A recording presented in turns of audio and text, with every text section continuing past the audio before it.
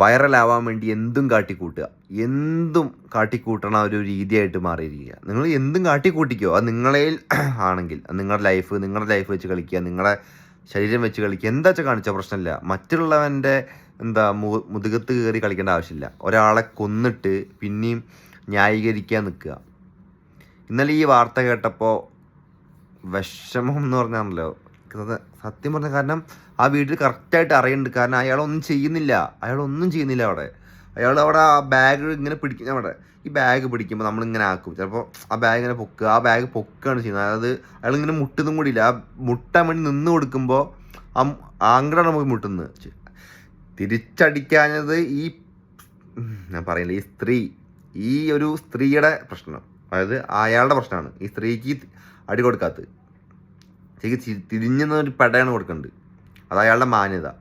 അയാളൊന്നും അറിയാത്തൊരു മനുഷ്യൻ, അയാൾ വീഡിയോ ഇറങ്ങി, അയാൾ മരിച്ചു. എന്നിട്ടും ന്യായീകരണം. എന്നിട്ട് ഏതോ ഒരു വെടല എന്ന് പറയാം, അവൻ മരിച്ചതിൽ സന്തോഷം എന്ന്. ഒരു കാര്യം പറ്റേ, അയാൾ തെറ്റ് ചെയ്തിട്ട് മരിക്കില്ലായിരുന്നു. അങ്ങനത്തെ വൃത്തികെട്ടവന്മാർ മരിക്കില്ല. ഇയാൾ നല്ലവനായ ഒരാളാണ് മരിച്ച്. അയാളുടെ അമ്മയ്ക്ക് ഞാനില്ല. അയാളുടെ അമ്മയുടെ കരച്ചിലുണ്ടല്ലോ, ഈ സ്ത്രീനെ സപ്പോർട്ട് ചെയ്യുന്നവരും ഈ സ്ത്രീയും അനുഭവിക്കാണ്ട് ഈ ലോകത്തുനിന്ന് പോവില്ല എന്ന് ഞാൻ വിചാരിക്കുന്നു. പിന്നെ കുറേ നല്ലവരായ സ്ത്രീകൾ അവർ ഇതിനെതിരെ സംസാരിക്കുന്നത് ഞാൻ കണ്ടു. അതിലും നല്ലൊരിതുണ്ട്, അതിലും സന്തോഷമുണ്ട്. കാരണം കുറേ പേര് മനസ്സിലാക്കി സംസാരിക്കുന്നുണ്ടെങ്കിൽ അത് ഒരു ആണിലും പെണ്ണിലും നല്ലതും ചീത്തയുമുണ്ട്. ഈ ചീത്തയായ ആണുങ്ങൾ കാരണം അനുഭവിക്കുന്ന കുറേ പെണ്ണുങ്ങളുണ്ട്. അതുപോലെ തന്നെ ഈ ചീത്തയായ പെണ്ണുങ്ങൾ കാരണം അനുഭവിക്കുന്ന കുറേ ആണുങ്ങളുണ്ട്. അത് അങ്ങടും ഇങ്ങടും ഉണ്ട്, അല്ലാതെ ഒരു വശം മാത്രമല്ല. അത് നമ്മൾ മനസ്സിലാക്കി മുന്നോട്ട് പോവുക.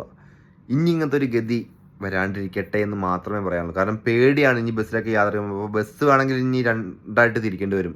ആണുങ്ങൾക്കൊരു വശം, പെണ്ണുങ്ങൾക്കൊരു വശം.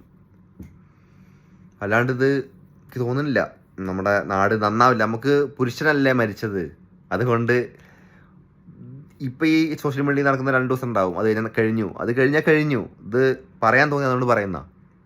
പുരുഷനായതുകൊണ്ട് നീതി ലഭിക്കില്ല എന്ന് പൂർണ്ണ ബോധ്യമുണ്ട്. പക്ഷേ നമുക്ക് പറയണമല്ലോ, ഒരിക്കലും ഇതിന് നീതി ലഭിക്കാൻ പോകുന്നില്ല.